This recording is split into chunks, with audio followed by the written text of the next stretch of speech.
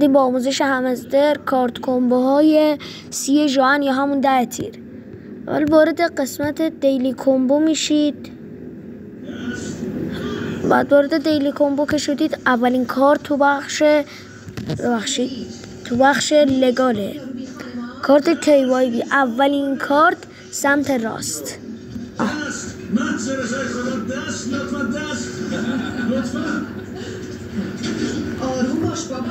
خب این کارت اول. حالا کارت دوم سه تاشون توی دوتا کارت بقیه تو قسمت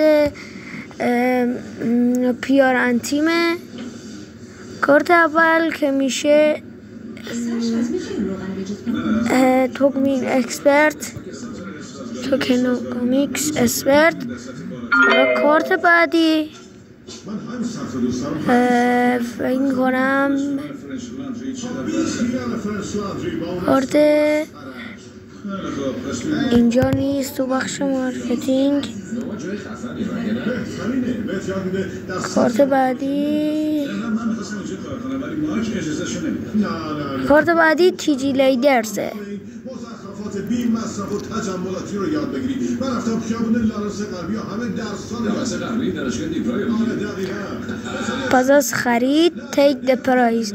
تبریک میگم 5 میلیون سکه برای همستر شما.